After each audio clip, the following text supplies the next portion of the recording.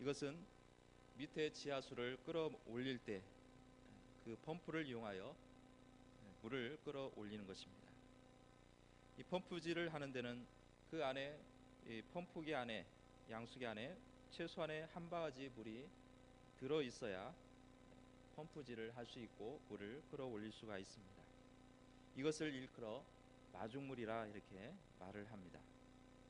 한 바가지의 물을 펌프 속에 부어 넣어서 펌프질을 해야 한 동이보다 더 엄청난 물을 얻을 수가 있는 것입니다. 그래서 물을 쓰고 나서 물을 다 쓰는 것이 아니라 마중물을 놔두었다가 다음에 다른 사람이 이 펌프를 통해서 물을 얻으려고 할 때 이 마중물을 이용하여 다시 펌프질을 함으로써 물을 얻도록 되어 있습니다.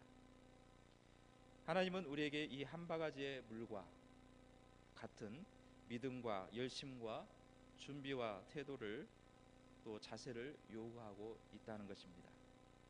그저 다 써버려서 남아있는 거 하나도 없는 것이 아니라 다음을 위해서 준비하는 최소한의 그 정성을 하나님은 원하고 계신다라는 말씀입니다. 믿는 사람이 적어도 하나님의 의지를 바라봐야 되고 소망을 갖는 것은 한 바가지의 물과 같은 것을 준비하는 것과 같습니다. 하나님이 우리에게 요구하시는 믿음이라는 것은 우리가 감당할 수 없는 우리가 그것을 그걸 내 안에서 그것을 감수할 수 없는 것이 아니라 충분히 감당할 수 있고 또 다음을 위해서 준비는 할 수가 있는 것입니다. 누구나가 마음만 먹으면 생각만 하면 준비할 수 있는 정도는 어느 누구도 할 수가 있는 것입니다. 우리 믿는 사람들은 기적보다 먼저 바라보는 것이 있어야 함을 말씀하고 있습니다. 그래서 믿음은 바라는 것들의 실상이요 보지 못하는 것들의 증거라 이렇게 말씀합니다. 그래서 이 믿음이란 것은 보여지는 것을 믿는 게 아니라 보이지 않는 하나님의 약속을 우리가 바라보고 또 그것을 붙들고 나가는 것입니다. 그럴 때 그것이 마중물이 되는 것이고 더 많은 하나님의 축복을 받을 수가 있는 것입니다. 사람이 늘 무슨 생각을 하고 있고 무엇을 바라보고 또 어떤 영상을 그려 나가면서 살아가느냐가 그 현재가 달려 있는 것이고 또 미래가 그 좌우가 달려 있는 것입니다. 아름다운 영상을 그려내는 사람 또 아름다운 삶을 살아가게 될 것이지만 미래에 대해서 또 지금 현재에 대해서 추하고 부정적인 영상을 그리고 나간다면 늘 그 장래의 일도 부정적인 삶이 기다려질 수밖에 없는 것입니다. 특별히 현대를 살아가고 있는 이 시대에 때로는 어렵고 힘든 삶을 살 수가 있습니다.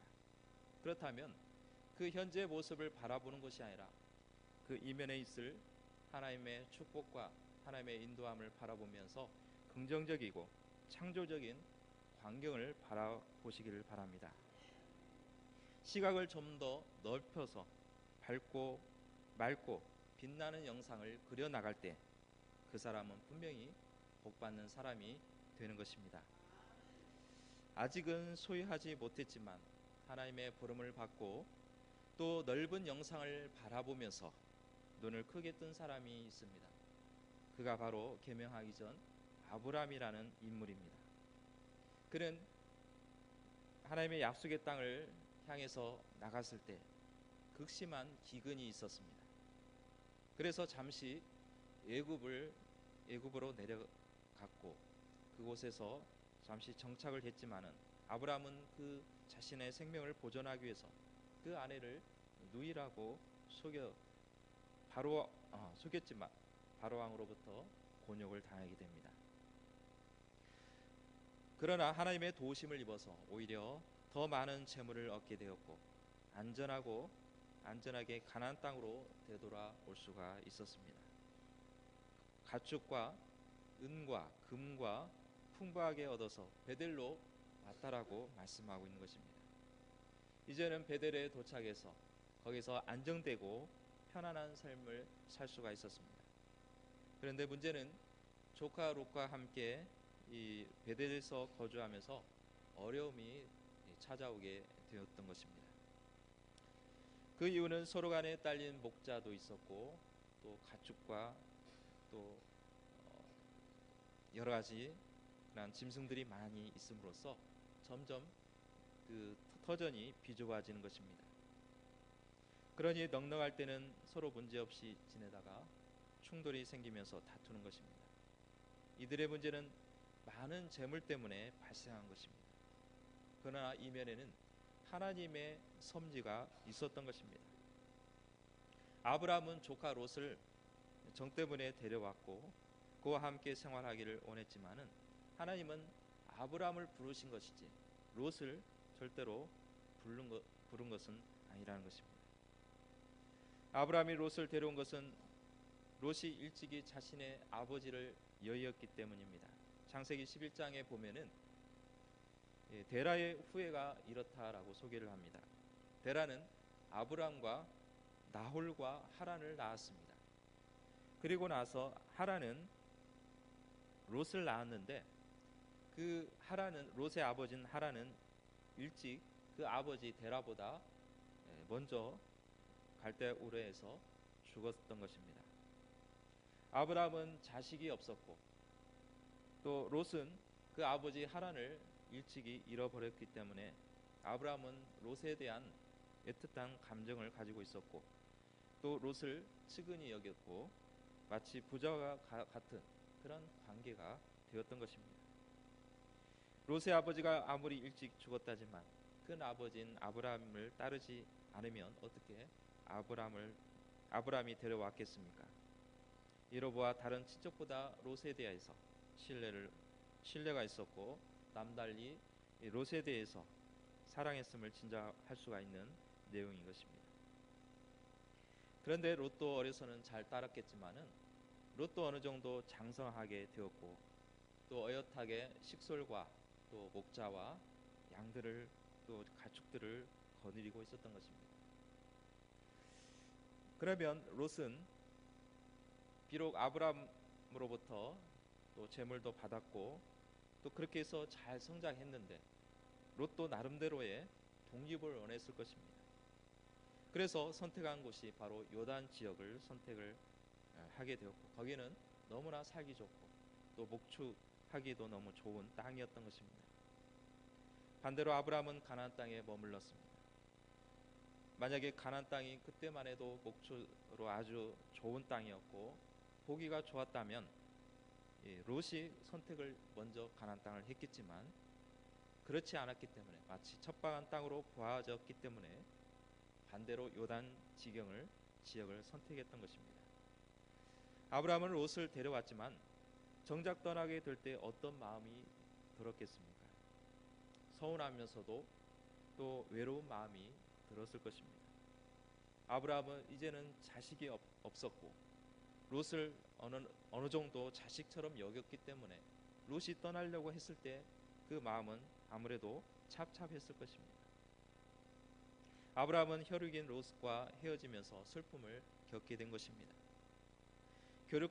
골육 간에도 갈등이 시작되면 서로 간에 힘든 과정을 겪게 되는 것입니다. 그런데 이 아브라함은 풍족하고 넉넉하게 생활을 하면서 조카를 거느리기에도 너무나 충분하게 부유한 상태입니다. 그러니 롯이 있어도 아무리 롯이 그 자기의 재산을 어느 정도 축을 낸다 할지라도 아브라함은 거기에 대해서 크게 생각하지 않았던 것입니다. 그런데 롯도 부유한 상태가 되었습니다.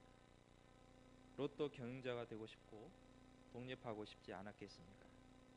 차라리 부자가 된 롯의 마음이 아브라함의 권위를 더 이상 받아들이지 못하는 그러한 관계가 된 것입니다. 아브라함은 차라리 힘들었더라면 좋았다라고 생각할 수 있습니다. 왜냐하면 힘들면 서로 의지할 수가 있는 것이고 롯도 아브라함을 잘 따라서 그 큰아버지를 잘 따랐을 것입니다. 그런데 서로 간에 살기 좋으니까 나름대로의 어떤 재산을 더욱 욕심을 낼 수밖에 없는 것이고, 또 아브라함에 대해서 어느 정도 독립을 하고 싶은 그런 마음이 들었던 것입니다. 어떻게 보면 아브라함이 그렇게 정성을 들여서 롯을 잘 양육하고 또 잘 돌봐 주었는데, 이제 서로 간에 갈라지는 과정 속에서 롯이 좋은 땅을 먼저 선택을 하고 어, 했었을 때 아브라함은 물론 서운한 감정도 있겠지만, 거기보다는 이 아브라함도 롯에 대해서 하나님을 잘 섬기는 사람이 되었으면 하는 바람으로 아마 이 하나님의 약속의 땅으로 데려왔었을 것입니다. 데리고 있는 것이 무엇 때문입니까? 조카도 믿음의 사람이 되기를 원했던 것입니다. 자기 곁을 떠나도 여호와를 신뢰하고 하나님을 의지할 줄 아는 믿음의 사람, 그런 사람이 된다면 독립을 하더라도 아마 아쉬울 것이 없을 것입니다. 보통 이런 말을 합니다. 품 안에 있는 자식이다. 품에 있을 때는 말을 듣다가도 품을 떠나면 아버지, 어머니의 그 말을 경청하기보다는 자기의 어떤 주관이나 자기 생각의 판단에 의존을 하고 자기의 어떤 소견대로 하려고 하는 것이 일반적인 것입니다.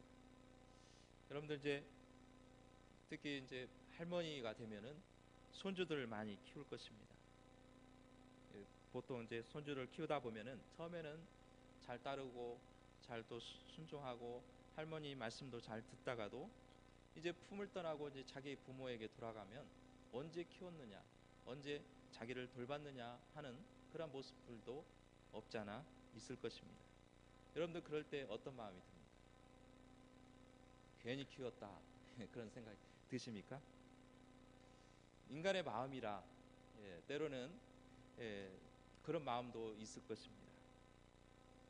손주도 처음에는 잘 따르다가도 자기 아버지 부모님께 가면은 자기 또 부모를 따라가기 때문에 또 할머니를 소원케 할 수가 있습니다.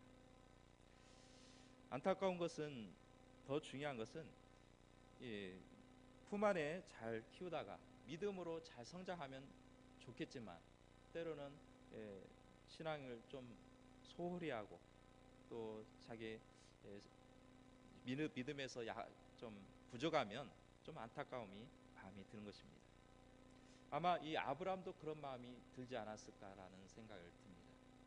아브라함도 롯을 신앙으로서 키우려고 하지만 롯은 아무래도 그러한 신앙 면에보다는 재물에 좀 더 관심을 가졌을 것 같고, 또 하나님을 따르기보다는 자기의 어떤 인간의 생각을 더 의존하지 않았는가라는 생각을 가져보게 됩니다.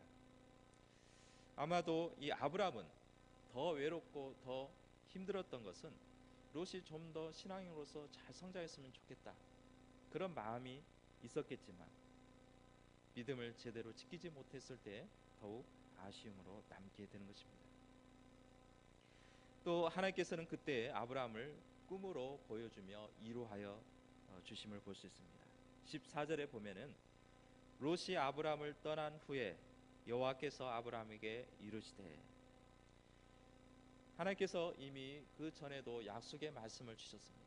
아브라함에게 위로의 말씀, 또 비전의 말씀을 주셨지만 그 가운데 롯과 함께 있을 때는 잘 나타내 보여주지 않았습니다.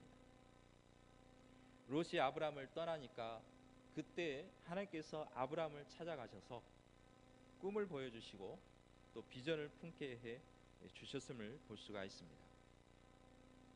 이제는 하나님의 계획을 본격적으로 아브라함에게 알려주기 위한 그러한 단계로 볼 수가 있다는 것입니다.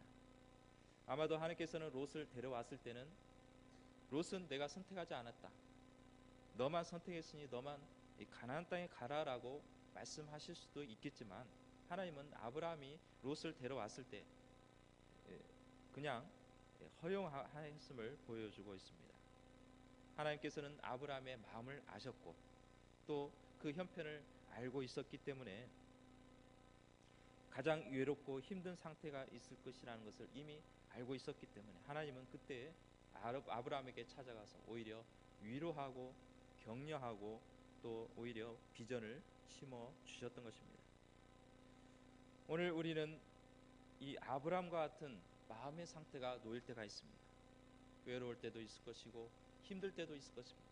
물론 새해에는 지금 새롭게 시작하는 마음, 또 새롭게 출발하는 마음도 있겠지만 어느 정도 또 지나가면 또 후회하는 일도 있을 것이고 또 아쉬운 부분도 있을 것이고 또 힘든 부분도 있을 것입니다. 이때 하나님께서는 우리에게 우리의 마음을 아시고 그때 찾아주셔서 말씀으로 위로해 주시는 것입니다. 고린도전서 1장 4절 말씀에 보면은 그리스도 예수 안에서 너에게 주신 하나님의 은혜를 인하여 내가 너희를 위하여 항상 하나님께 감사하노라 라고 말씀하고 있습니다. 하나님의 은혜로 인하여 또한 너희를 위하여 하나님 앞에 감사한다. 이는 무엇입니까? 결코 성도가 감당하기 어려운 시련 속에서도 홀로 놔두지지 아니하시고 그때마다 하나님께서는 또 다른 비전과 또 다른 꿈을 심어 주시면서 격려해 주시는 것입니다. 롯이 알지 못하는 놀라운 땅과 후손을 약속하고 있는 것입니다. 하나님께서 롯과 헤어져 배신감과 외로움에 함께 있었던 아브라함에게 나타나셔서 약속을 주시는데 이 약속은 두 번째에 해당이 되는 것입니다. 이미 그 이전에 아브라함에게 약속을 하셨지만 중간에 어느 정도 세월이 흐르면서 아브라함에게는 그 생각이 점점 희석이 되었던 것입니다. 그 약속의 내용을 살펴보면 크게 두 가지로 나누어지는데 하나는 땅에 대한 약속과 또 하나는 수많은 자손을 너에게 주겠다는 약속입니다. 아브라함은 하나님의 명령을 따라서 그의 눈을 들어서 사방의 땅을 바라보았고 그의 발로 그 땅을 밟아 보면서 하나님의 약속을 확신하게 되었던 것입니다. 하나님께서는 또한 아브라함의 약속의 땅을 바라보고 있는 동안에서 그에게 허락할 후손에게도 약속을 하고 있는 것입니다. 이는 하나님께서는 그에게 땅의 티끌과 같이 많은 후손을 주시겠다는 약속입니다. 또 이 약속은 15절에 보면은 영원이라는 그러한 조건을 보여주고 있습니다. 영원이란 것은 무엇입니까? 한시적이고 일시적인 것이 아니라 영원토록 변치 아니하시고 그것이 지속되게 하시겠다는 약속의 말씀입니다. 여러분들이 가지고 있는 것은 영원성이 없습니다. 여러분들이 소유하고 있는 것은 한시적입니다. 마치 그것이 영원토록 가는 것처럼 느낄 수 있겠지만 언젠가는 그것은 없어질 것이고 소멸될 것들밖에 없다는 것입니다. 그러나 하나님의 약속의 말씀, 진리의 말씀, 축복의 말씀은 영원히 우리에게 주어지는 줄로 믿습니다. 그것은 바로 아브라함에게 주신 이 영원성은 무엇이냐면은 장차 오실 예수 그리스도를 통해서 구원을 베풀어 주실 것이고 또 영생을 소유하게 하실 것이고 또 영원토록 하나님과 함께하는 그러한 축복을 가리키고 있다는 것입니다. 갈라디아서 3장 16절에 보면은 이 약속들은 아브라함과 그 자손에게 말씀하신 것인데 여럿을 가리켜 그 자손들이라 하지 아니하시고 오직 하나를 가리켜 내 자손이라 하셨으니 곧 그리스도시라 라고 말씀하고 있습니다. 이는 아브라함 즉 롯을 통해서 다른 사람을 통해서 친척을 통해서 주어지는 것이 아니라 아브라함의 씨를 통해서 그 후손의 훗날 예수 그리스도를 통해서 나타날 약속의 말씀인 것입니다. 바로 아브라함을 통해서 땅의 약속과 후손의 자손에 대한 약속은 바로 예수 그리스도를 통해서 성취된 줄로 믿습니다. 아브라함은 하나님의 언약을 믿고 다시 힘을 얻는 생활을 하게 됩니다. 비록 롯과 혈육 간에 헤어져야 되는 물론 멀리 가서 타국으로 가는 것은 아니지만 그러나 아브라함은 적적한 마음이 들었고 외로운 마음이 들었겠지만 오히려 하나님의 약속을 말씀을 붙들고 나갈 때에 힘을 얻을 수가 있고 용기를 얻을 수가 있었던 것입니다. 18절에 보면은 이해라는 단어를 볼 수가 있습니다.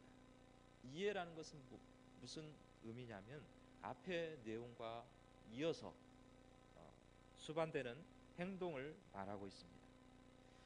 18절에 이에 아브라함이 장막을 옮겨 헤브론에 있는 마므레 상수리 수풀에 이르러 거주하며 거기서 여호와를 위하여 단을 쌓았더라. 아브라함은 장막을 옮겼다라는 것입니다.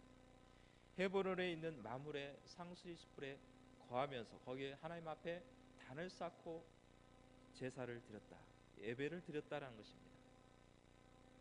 아브라함이 거처를 옮겨서 다닌 그 행위는 그 땅을 종과 행으로 다녀보라고 하셨던 하나님의 명령에 즉각적으로 반응을 보인 것입니다. 고대 사회에서는 땅을 밟는다는 것은 그 땅이 법적으로 자기가 소유하고 있다, 그것을 의미하고 있고 또한 그것을 인정받는 상징적인 행위로 보여주고 있습니다. 그래서 하나님께서는 여호수아에게도 명령하시기를 가나안 땅을 너에게 주겠다고 하시면서 너희 발바닥으로 밟는 곳을 내가 다 너에게 주겠다는 것입니다. 여호수아는 그 땅을 밟았습니다. 가나안 땅을 밟았고 또한 그 가나안 땅을 거닐렀습니다. 이때 하나님께서는 네가 밟고 있는 땅, 이것은 다른 나라 땅이 아니라 다른 사람이 거주하는 땅이 아니라 너와 네 자손을 통해서 네 백성을 통해서 밟을 영원한 땅이다라고 말씀하고 있는 것입니다. 아브라함은 더 이상 롯을 인해서 슬퍼하지 않았습니다. 오직 하나님의 언약의 말씀을 붙들고 새로운 삶을 시작하게 된 것입니다. 아브라함은 예루살렘 근처 헤브론에 자리를 잡고 거기서 단을 쌓았습니다. 아브라함의 특징이 무엇이냐면 하나님의 약속의 말씀을 주시고 또한 그곳을 밟았을 때 늘 하는 행동이 뭐냐면은 하나님 앞에 예배를 드리는 단을 쌓았다는 것입니다. 아브라함의 신앙생활이 바로 이런 신앙생활입니다. 언제든지 하나님 앞에 예배를 드리는 것을 소중히 여겼고 또 그것을 통해서 하나님 앞에 약속의 말씀을 붙들어 가는 것을 볼 수가 있는 것입니다. 믿음의 우리 성도들도 아브라함처럼 때로는 사람들로부터 배신을 당할 수 있고 상처를 당하여 슬퍼할 때도 있다는 것입니다. 그러나 그 일로 인해서 신앙의 침체가 되지 않고 오히려 그때마다 하나님의 약속의 말씀을 붙들고 더욱 하나님을 만나서 그 약속의 말씀을 붙들고 늘 예배의 삶을 사시기를 주님의 이름으로 축복합니다. 롯은 비록 아브라함을 따라서 고향을 떠나 그와 동행했지만은 세속적인 사람이었습니다. 힘든 결단이었지만 단호하게 그와 평화적으로 나누게 되었고 오히려 아브라함은 하나님으로부터 더욱 풍성한 위로와 언약을 부여받았음을 기억하시기를 바랍니다. 아브라함의 예배의 삶을 우리는 본받아야 합니다. 삶 속의 예배에 송구하면 여러분의 자녀들의 산업도 장래도 축복이 될 것이지만 예배에 실패하게 되면 그 장래는 그 인생은 결코 인간적으로 봐서는 성공하는 것처럼 보이지만 영적으로는 실패하게 되는 것입니다. 그러므로 우리는 예배 생활을 소중히 여겨야 되는 것이고 또한 자녀들에게 믿음의 유산을 물려주셔서 하나님께 신령한 은혜와 기름진 땅으로 풍성한 축복을 받으시기를 주의 이름으로 축복합니다. 축복을 일으키고 소원을 이루고 기적을 일으키는 데에는 최소한의 우리의 믿음의 눈이 필요하다는 것입니다. 믿음의 눈으로 바라보는 그러한 열정이 있어야 되는 것입니다. 오늘 주님께서 저와 여러분을 향해서 눈을 들어 바라보라라고 말씀합니다. 바라보는 것은 기적의 심지에 불을 붙이는 것과 같습니다. 우리나라의 속담에 보면은 못 올라갈 나무는 쳐다도 보지 말라라는 그러한 말을 합니다. 그러나 성경의 말씀에서는 그렇지 않습니다. 못 올라갈 나무는 없다. 바라보는 자에게는 올라가리라라고 말씀하고 있는 것입니다.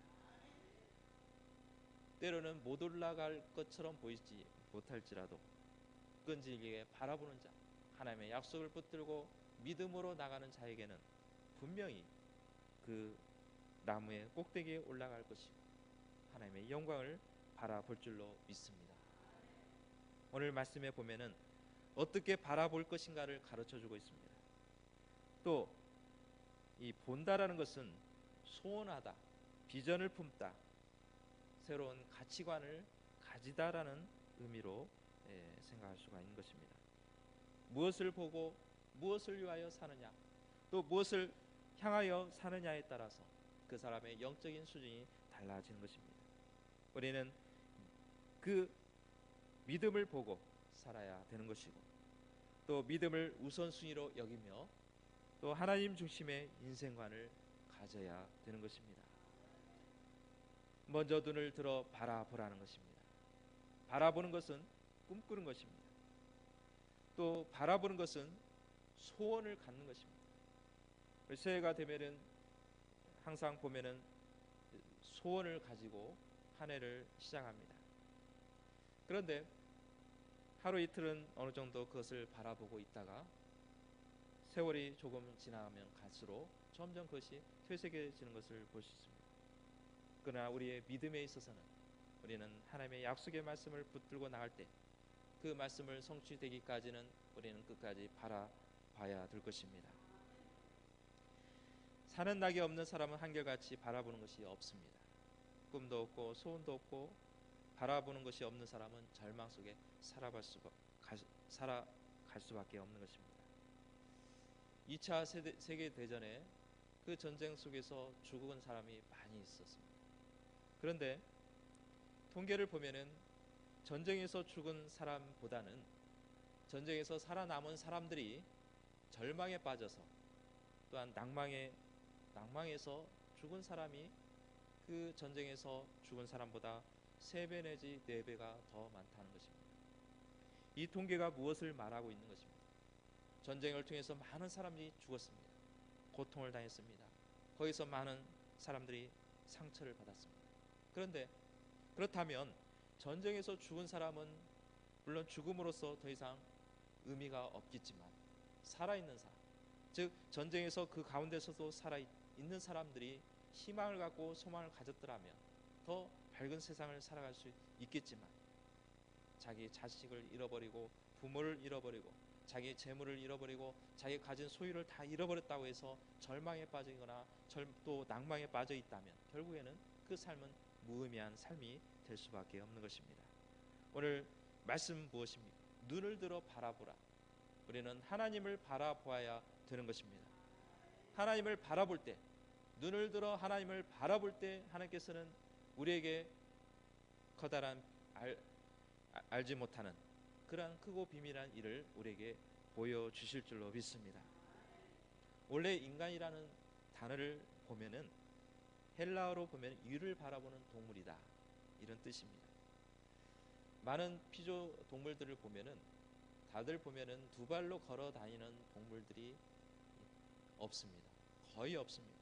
다 4발로 걷거나 아니면 2발로 걷더라도 잠시 2발로 걸을 뿐이지 우리 인간처럼 2발로 직립보행하는 그런 동물은 찾아볼 수가 없는 것입니다.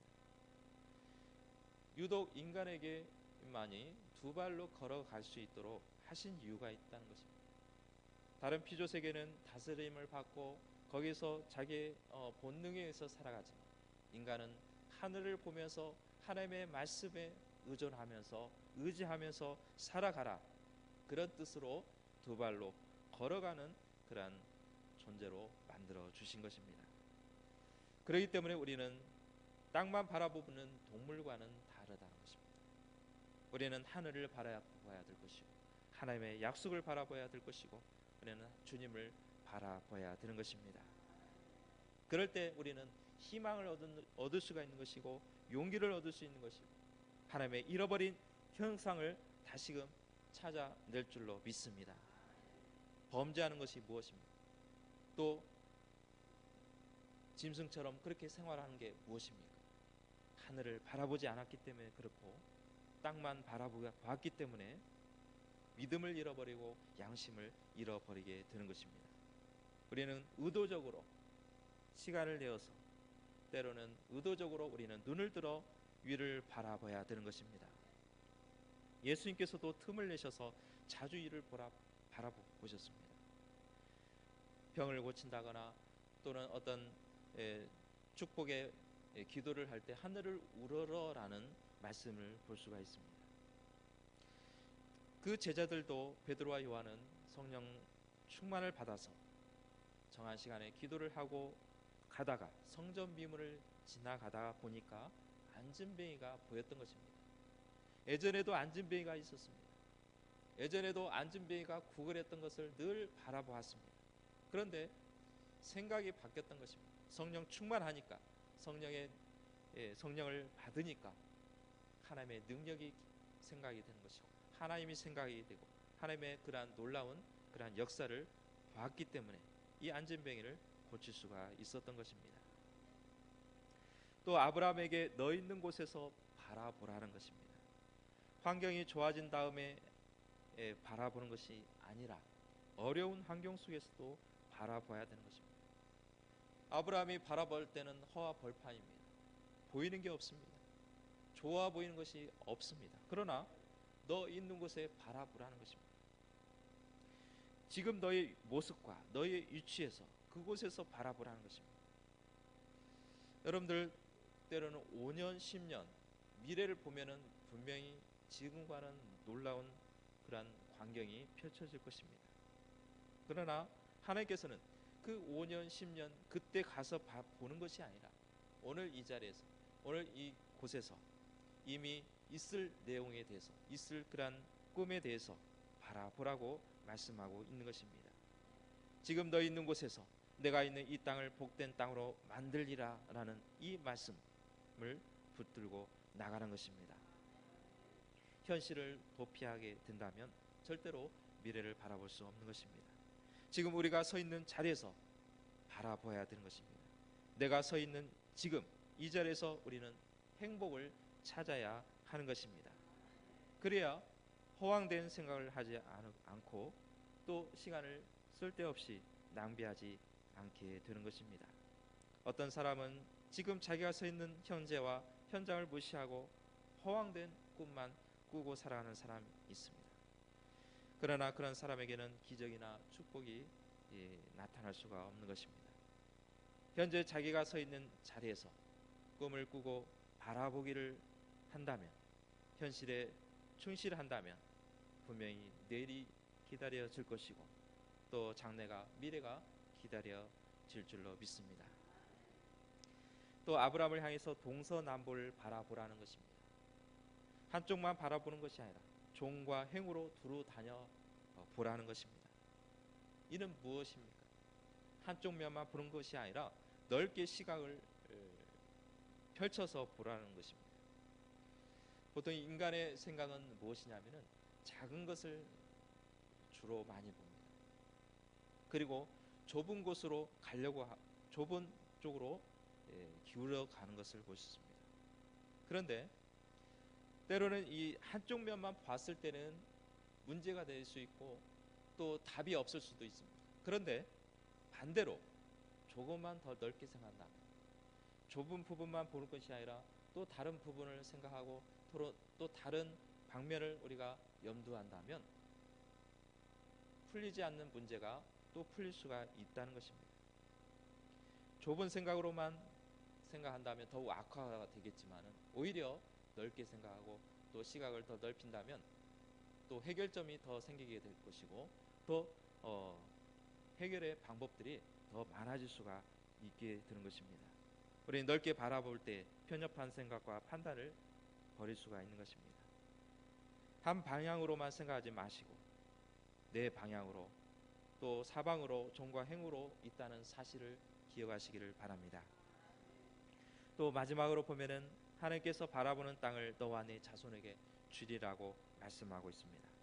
15절에 보면은 보이는 땅을 내가 너와 내 자손에게 주리라 하셨고 17절에는 내가 그것을 네게 주리라 라고 말씀하고 있습니다. 하나님은 바라보는 자에게 주십니다. 기대와 소망을 가진 자에게 이루어지심도 허락하심을 볼 수가 있습니다. 마음의 심지에 불을 붙이는 것입니다. 기적과 축복과 놀라운 성령의 역사를 불을 붙이는 것입니다. 이것이 바로 우리가 열망을 가지고 열정을 가지고 바라보는 것입니다. 하나님은 바라보는 것의 실상이라고 말씀하셨습니다. 바라본다는 것은 그만큼 이미 현실로 나타내지고 있다는 것을 보여주고 있는 것입니다. 그러나 바라보지 아니하고 그것을 생기지 않을 것이다, 그것은 할 수가 없을 것이다 라고 한다면 분명히 하나님은 그것을 막게 될 것입니다. 예수님께서는 하나님의 나라를 창세 이후로 심노를 다한다고 했습니다. 우리가 천국에 물론 믿음으로 가고 또한 천국을 갈 때는 예수 그리스도를 통해서 가지만은 심노하는 자가 천국을 차지할 것이라고 말씀합니다. 심노는 의도적으로 공격적으로 나가는 것입니다. 우리는 하나님의 약속을 말씀에 붙들고 미래를 향해서 의도적으로 바라보고 기도하시기를 주님의 이름으로 축복합니다. 우리는 눈을 들어 하늘을 바라보시고 또 하나님께서 주신 꿈과 비전을 품고 나갈 때 2016년 새해가 더욱 밝은 한 해가 될 줄로 믿습니다. 기도하겠습니다. 걸어가신 하나님 아버지 감사드립니다.